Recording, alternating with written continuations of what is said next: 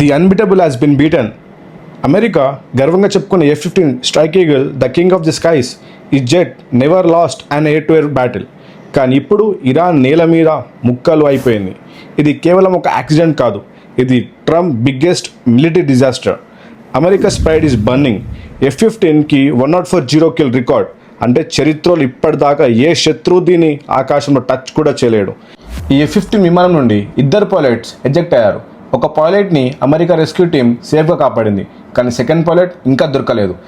Iran footballer Mohammed Ansari ఈ America పైలట్ని పట్టుకోవడానికి తన మెడల్స్ని ఇచ్చేస్తా అని ఓపెన్గా ఆఫర్ చేశాడు. అమెరికా తన పైలట్ని కాపాడుకోవడానికి బ్లాక్ హాక్ హెలికాప్టర్స్ని పంపింది, కానీ ఇరాన్ దగ్గర ఉన్న అడ్వాన్స్ మిసైల్స్ వల్ల అవి కూడా దెబ్బతిన్నాయి. ఎమర్జెన్సీ సిగ్నల్స్ దొరకకుండా ఇరాన్ మొత్తం జామింగ్ చేస్తుంది. అమెరికాకి ఇప్పుడు టైం లేదు, ఇరాన్కి మాత్రం ఛాన్స్ దొరికింది.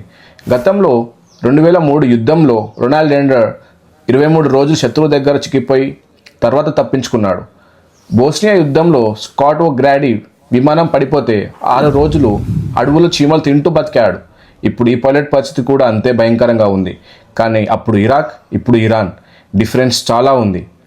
రొనాల్డ్ ఎండర్ లాగా ఈ పైలట్ ప్రాణాలతో బయటపడతాడా, లేదా ఇరాన్ వేసిన డెత్ ట్రాప్లో బలి అవుతాడా? ఇక్కడే అసలు కాంట్రవర్సీ మొదలైంది. Trump is falling and is falling hard.